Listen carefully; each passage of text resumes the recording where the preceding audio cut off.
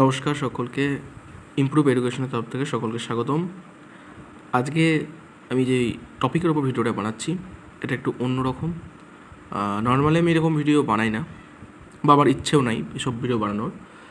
কিন্তু বর্তমানে কালকে মাধ্যমিক রেজাল্টের পর বাংলার বেশ কিছু চ্যানেলে যেরকম ভিডিওগুলো পোস্ট করা হচ্ছে তাতে মনে হচ্ছে মানে যে সকল কৃতি ছাত্ররা আছে সকল হচ্ছে তাদের ছাত্র। এমন কিছুজন আছে আবার যে একটা র্যাঙ্কারের নাম দুটো তিনটে চ্যানেলেও দেখিয়েছে। তো যাই হোক, সেটা আলাদা ব্যাপার, সেটা আমরা আগেও দেখেছি। এটা তোমরাও হয়তো অবগত এ বিষয়ে নিয়ে, কারণ এটা আগেও হয়েছে। শুধুমাত্র মাধ্যমিক বলে নয়, সমস্ত রকম, বিশেষ করে অল ইন্ডিয়া বেসিসে যে এক্সামগুলো হয়, জেই, নিট, অ্যাডভান্সের বা ডাব্লিউবিজি অলসো, যে একটা ছাত্র বা একটা টপারের নাম বিভিন্ন কোচিং থেকে আসছে একাধিক। তো বাংলাতেও সেটা হবে না বলা যায় না, সেটা হয়েছে। কিন্তু আজকের বিষয়টা অন্যরকম। আজকে আমি যে টপিকটা নিয়ে কথা বলবো সেটা হচ্ছে পিডাব্লিউ বাংলা। দেখো, পিডাব্লিউ একটা অত্যন্ত ভালো চ্যানেল বা প্ল্যাটফর্ম যারা অনলাইন এডুকেশন প্রোভাইড করছে খুবই কম দামে এবং সবথেকে বেস্ট কোয়ালিটির। তো তাদের নিয়ে আমার কথা বলার কোনো যোগ্যতা নেই। পিডাব্লিউ বাংলাতেও যারা পড়ান অত্যন্ত ভালো টিচার সকলকে আমি নিজে প্রেফার করি তাদের কাছে পড়ার জন্য, কারণ পিডাব্লিউ বাংলায় যারা রয়েছেন সকলে ভালো টিচার। কিন্তু পিডাব্লিউ বাংলা 9 এবং 10 এই যে চ্যানেলটা রয়েছে এটা পুরোপুরি অল্প বয়সী ছেলেদেরকে রিয়ালিটি না বলে সোশ্যাল মিডিয়ার দ্বারা উৎসাহিত করা হচ্ছে এবং তাদের যে ব্যাচ সেগুলোকে এনরোল করা হচ্ছে, চেষ্টা করা হচ্ছে। কিন্তু এই যে ব্যাচগুলো তারা আনছে সেগুলো নিঃসন্দেহে খুব বাজে ব্যাচ তা নয়, অবশ্যই ভালো। এবং কিন্তু তাদের যে কথা, অর্থাৎ এই সকল ব্যাচগুলো কাদের অ্যাকচুয়ালি নেওয়া উচিত সেইগুলো নিয়ে আজ আমি কথা বলবো, কারণ তারা এগুলো বলে না। অন্যান্য যখন ওরিয়েন্টেশন হয় তখন তারা কিন্তু বলে যে এই ব্যাচটা কাদের জন্য বা কাদের জন্য নয়, কিন্তু এরা মাধ্যমিক আগের দিনও বলে যে এইখান থেকে পড়ো সব কমন আসবে, পরের দিনে আবার দেখিয়েও দেয়। যাই হোক, তো এবছর বেশ কয়েকজন তারা র্যাঙ্ক পেয়েছে, তাদেরকে কংগ্রাচুলেশনস। আমি মনে করি তারা যদি পেয়ে থাকে তারা 95% তাদের নিজের পরিশ্রমে এবং 5% মা বাবা এবং শিক্ষকদের, যদি সেটা পিডাব্লিউ হয় পিডাব্লিউ বা অন্য কেউ হতো অন্য কেউ। এবার তাদের একটা ব্যাচ নিয়ে আমি আজ আলোচনা করব, সেটা হচ্ছে তারা মাধ্যমিকের জন্য যে নতুন ব্যাচ নিয়ে এসে 2.0। এখন হয়তো আজকালের মধ্যে হয়তো আবার একবার আসবে, তারা বিভিন্ন শর্টসও আপলোড করছে দেখছি যে আমাদের এখান থেকে 2nd হয়েছে, আমাদের এখান থেকে 8th হয়েছে, আমাদের এখান থেকে 3জন 10th হয়েছে। তো দেখো, অনলাইন এডুকেশন তাদের জন্যই বেস্ট যারা নিজের ডিসিপ্লিন, এবং একজন মাধ্যমিকের ছাত্র বা ছাত্রীর কাছে এতটা ডিসিপ্লিন আশা না করাই উচিত, কারণ তারা 15 কি 16 বছর বয়স।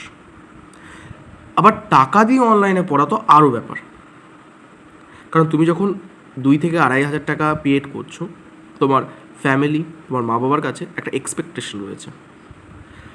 তো সেই জায়গা থেকে সকল কিছু ম্যানেজ করা, অনলাইনে ডিসিপ্লিন থাকা, পড়াশোনা করা, যদি কেউ করে থাকে খুব ভালো, কিন্তু বেশিরভাগ জনাই কিন্তু পারবে না।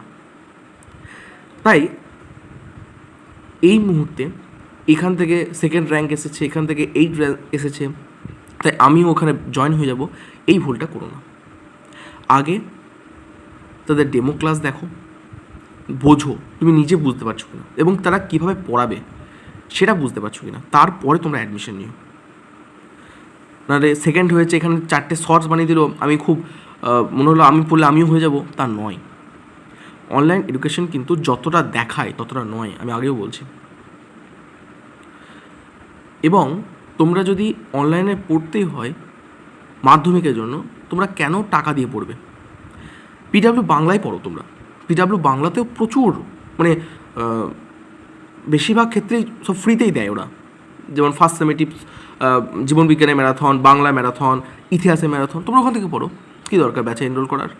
তোমরা অফলাইন টিউশন পড়ো এবং ইউটিউব থেকে যা পাবে ফ্রিতে সব নিয়ে নাও, সামারাইজ করে সেটাও পড়ো।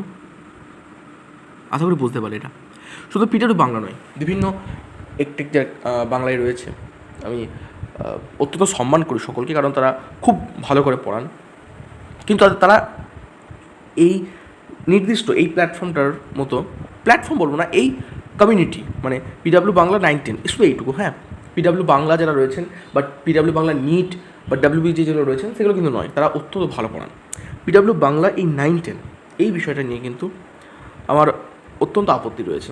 তাদের পড়ানোর স্টাইল বা শিক্ষাগত যোগ্যতা নয়, তারা অত্যন্ত ভালো এবং যোগ্য, কিন্তু তারা, আমার আপত্তি শুধুমাত্র সেই জায়গাটায় যে তারা রিয়ালিটি না বলে সকলকে উদ্বুদ্ধ করে আমাদের ব্যাচ নাও, আমাদের ব্যাচ থেকে সিলেকশন হবে, এই বিষয়টা, এই কথাটার উপর আমার আপত্তি রয়েছে।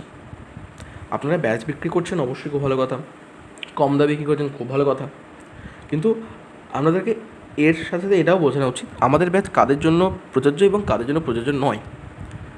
এটা ইউটিউবে এখন অনেক কম জনই বলে, তো আমি এটা রিভিউ নয়, এটা আমি জাস্ট তোমাদেরকে রিয়ালিটিটা বললাম। আজকে আমি পিডাব্লিউ বাংলা 9-10 কথাটা বললাম, তার মানে এটা না যে শুধু পিডাব্লিউ বাংলা 9-10, অনেক আছে। আমি আবারও বলছি, তাদের পড়ানোর স্টাইল, তাদের টিচার্সদের কোয়ালিফিকেশান নিয়ে আমার বিন্দুমাত্র সংশয় নেই, অত্যন্ত ভালো, সেখান থেকে র্যাঙ্কও আসে, কিন্তু তা বলে সকলেই যে ওখান থেকে পড়ে পারবে তা নয়। আগে ফ্রিকোয়েন্সি ম্যাচ হওয়া দরকার এবং ডিসিপ্লিন হওয়া দরকার, যা মাধ্যমিক বা 9-10 তাদের ক্ষেত্রে আশা করা যায় না, কারণ তারা অত্যন্ত শিশু। তো এটাই আমার বলার ছিল আজকে ভিডিওতে। আমি আবারও বলছি পিডাব্লিউ বাংলা 9-10 কর্তৃপক্ষকে, আমার এই ভিডিওটা বানানোর উদ্দেশ্য আপনাদেরকে ছোটো করা বা আপনাদের ব্যাচের সম্পর্কে বলা নয়, আমার ছাত্রছাত্রীদেরকে কিছু জিনিসের ওপর রিয়ালিটিটাকে তুলে ধরা। তো আশা করি তোমরা বুঝতে পারলে, এটুকুই বলার ছিল। এবং আজকে আমি আমার নিয়ে কিছু বলবো না, তো এটুকুই। যদি তোমার ঠিক মনে থাকে তো ঠিক, আর যদি আমি ভুল বলে থাকি তো ভুল, কমেন্টে বলবে। আমি দেখতে চাই কতজন ছাত্রছাত্রী এটা নিয়ে কী ভাবছে।